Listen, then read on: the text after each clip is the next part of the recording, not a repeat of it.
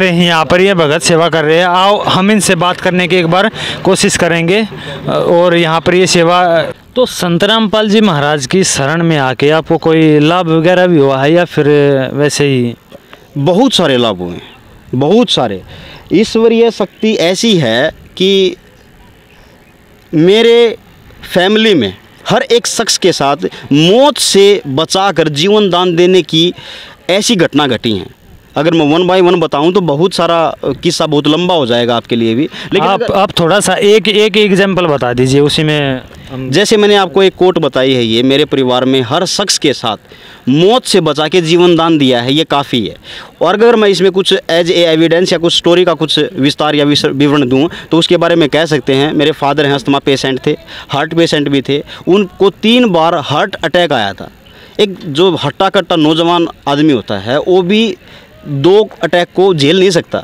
और परमात्मा की असीम कृपा इतनी हुई है कि जब उनको 3 झटके लगे हैं और हम मेडिकल में एक डेढ़ महीना गुजार पाए हैं, क्योंकि उनकी शारीरिक हालत बहुत वीक थी।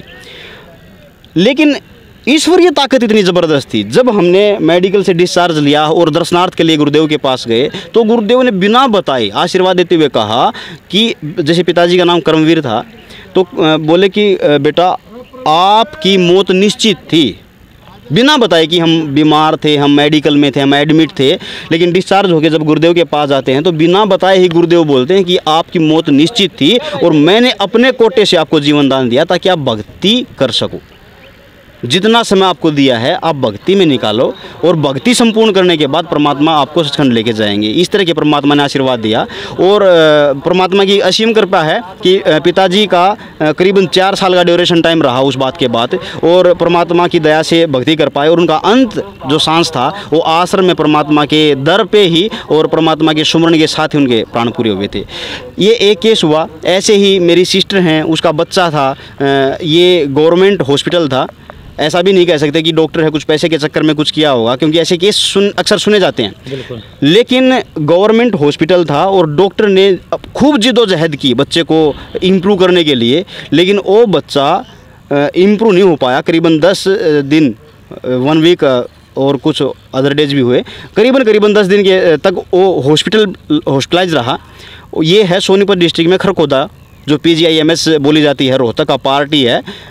तो उसमें उन डॉक्टरों ने पूरी कोशिश की अपनी साइड से, और अंत क्या उन्होंने कोट दिया उस बच्चे के बारे में, इस बच्चे को हम बचा नहीं सकते, आप लेके जा सकते हैं, कुछ भी कर सकते हैं, लेकिन बच्चा बचेगा नहीं। और बच्चे की बॉडी पूरी सुन्न थी, ठंडी थी। तो ऐसी अवस्था में डॉक्टरों का कहना हुआ कि इस बच्चे को हम बचा नहीं सकते, बच नहीं सकता ये। तो जो सिस्टर है, सिस्टर के एक ही लड़का था, तो वो अपने आपे से संभाल नहीं पाई खुद को, और पापा को बात की उन्होंने फ़ोन पे और बतला नहीं पाई कि क्या दिक्कत है। रोई जा रही है लगातार। लेकिन पापा ने कहा बेटा रोने से बात नहीं बनेगी, आप कुछ बताओ तो सही क्या बात है। तो उसने कुछ डेट बनाकर, ताकत संजो कर पापा से बताया कि पापा बच्चा एडमिट था, क्योंकि पता था पिताजी को भी, और डॉक्टरों ने जवाब दे दिया है कि बच नहीं पाएगा। तो पिताजी ने कहा कि ऐसा तो नहीं हो सकता, क्योंकि ईश्वरीय ताकत हमारे ऊपर है, तो ऐसे अनहोनी में मौत तो नहीं आ सकती। और सौभाग्य ये था कि पापा उस समय आश्रम में ही थे और गुरुदेव दर्शनों पे थे। पापा दौड़ के गए और गुरुदेव से जब उन्होंने बात की कि गुरुदेव बच्ची का फ़ोन आया है, और उन्होंने ये बतलाया कि है ना डॉक्टरों ने जवाब दे दिया है और बच्चा बच नहीं सकता। तो गुरुदेव ने कहा कि आप उन बच्चों से बोलो कि उन्होंने नियम का खंडन किया है, वो अपनी गलती को स्वीकार करें, परमात्मा की ज्योत लगाएं और आश्रम में आके दोबारा से नाम उपदेश लें। तो परमात्मा ऐसा नहीं करेंगे।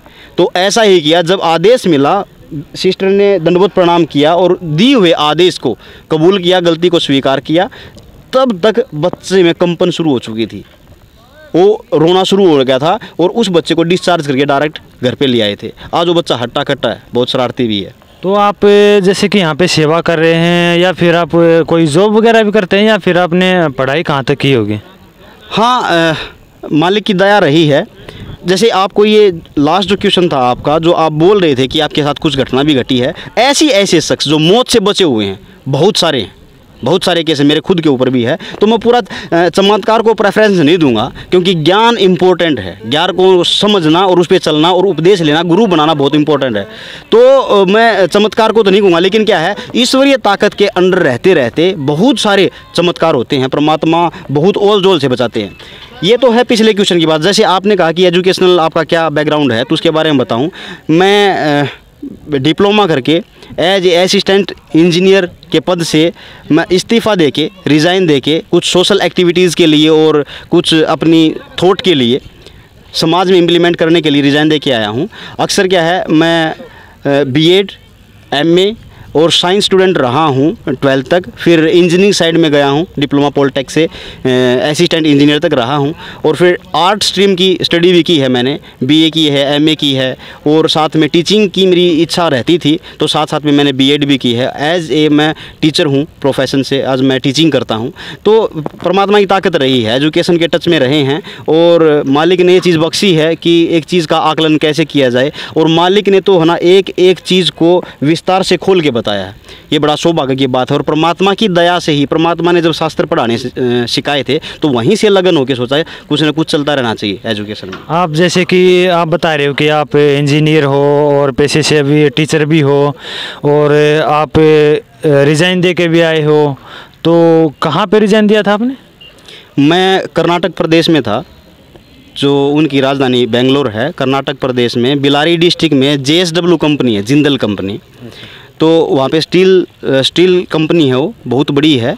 तो वहाँ पे था, सब वहाँ पे अच्छी फैसिलिटी थी, अच्छा मौसम था, अच्छा वेदर था, सब फैसिलिटी थी। वहाँ पे रहने के लिए एकोमोडेशन भी था, एजुकेशनल वहाँ पे बच्चों के लिए स्कूल कॉलेज सब फैसिलिटी थी। वहाँ पे रहने का बहुत अच्छी थी, वेदर के हिसाब से भी, सोसाइटी के हिसाब से भी, और सर्वाइव के हिसाब से भी, तो सब अच्छा था। आप यहाँ पर काम कर रहे हैं, मान लिया आप एज ए टीचर हैं, इंजीनियर भी रहे हैं, और आगे भी अब आप और कोई बड़ी पोस्ट के लिए कोशिश भी करेंगे, तो यहाँ पर आपके लिए मान लिया कि आपके लिए कोई अलग से व्यवस्था सोने रहने बैठने के लिए, या फिर जो मज़दूर काम कर रहे हैं यहाँ पर सेवा कर रहे हैं, कोई बाहर से, बिहार से आया है, यूपी से आया है, हरियाणा से ही है, क्या उनके लिए व्यवस्था अलग है या फिर आपके लिए भी व्यवस्था अलग है? बहुत अच्छा क्वेश्चन किया आपने, क्योंकि समाज में अक्सर देखा जाता है, जो कथावाचक हैं या धर्मपंथ के कोई भी गुरु हैं या कोई भी सत्संग चल रहा है, वहाँ पे अक्सर देखा जाता है बहुत सारे धर्मगुरु हैं, जो हंसादेश वाले भी हैं, राधा स्वामी हैं, रविशंकर जी हैं, मधु परमहंस जी हैं, राधा स्वामी, धन धन सतगुरु, ईशु का भी है इवन, और इधर से आप अगर देखेंगे जो ओम शांति है, सभी में धन धन सतगुरु, सभी में, निरंकारी मिशन में भी ऐसा होता है। सभी पंथों में क्या देखने को मिलता है अक्सर कि जो VIPs होते हैं उनको फर्स्ट रो दी जाती है, अच्छी फैसिलिटी दी जाती है, दर्शनार्थ के लिए उनको पहले रो दी जाती है। जैसे आप साउथ में चले जाओ, बड़े बड़े मंदिर हैं, तो साईं जी का मंदिर है, तो जहाँ भी आप जाओगे ये व्यवस्था देखने को मिलती है कि जो VIPs लोग होते हैं, जो अमीर ख़ानदान से होते हैं, उनको फैसिलिटी पहले दी जाती है। लेकिन इस संसार में मात्र एक संत रामपाल जी महाराज का दर ऐसा है जहाँ पे सर्वसंगत समभाव से रहती है। इवन संत रामपाल जी महाराज के जो ब्लड रिलेशन में हैं, फैमिली मेम्बर हैं, इवन उनके बच्चे हैं, उनके पेरेंट्स थे, वो भी एक ही पंडाल में बैठ के, भंडारे पे मैट पर बैठ के सभी संगत के साथ मिलकर ही भोजन करते हैं। कोई स्पेशल नहीं है। दर्शन करने के लिए सभी रो में लगेंगे, एक ही लाइन लगती है, चाहे अमीर है चाहे गरीब है, चाहे बड़ा है चाहे कितनी दूर से आया है, चाहे नज़दीक से है, सब समदृष्टि से है, किसी के लिए विशेष नहीं है। ये एक ख़ास बात है यहाँ पे, क्योंकि क्या होता है, अगर मैं आपको इतिहास की बात करूँ, जैसे जब इस्लामिक धर्म हिंदुस्तान में आया या क्रिश्चियंस धर्म जब हिंदुस्तान में जब कदम रखे, तो लोगों में डिस्क्रिमिनेटिव ज़्यादा थी, भेदभाव ज़्यादा था, रंग भेद बहुत ज़्यादा था, जातिवाद बहुत ज़्यादा था। तो उसमें क्या होता है कि इंसान के साथ जो वेरिएशन का भाव होता है, जो डिस्क्रिमिनेशन यूज़ होता है, तो उससे क्या है, आहत होती है।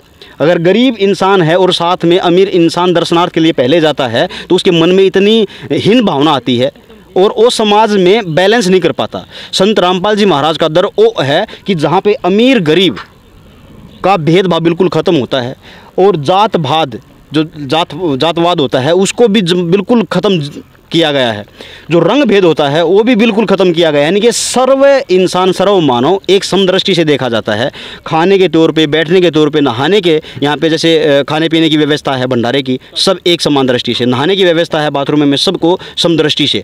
बैठने के लिए, सत्संग सुनने के लिए जो पंडाल बनाए गए हैं, समदृष्टि से सभी एक ही पंडाल में बैठ के सत्संग सुनेंगे। कोई चेयर नहीं रहेगी, बिल्कुल धरा पे सतल पर बैठकर, और मैट बिछाया जाता है, व्यवस्था की जाती है, उसके ऊपर सब बैठ के, कितने बड़े हो कितने छोटे हो, सबको समदृष्टि से देखा गया है। और ईश्वर की जितनी भी आत्माएं सब बराबर की दृष्टि से हैं। ये बहुत ज़बरदस्त मैसेज है।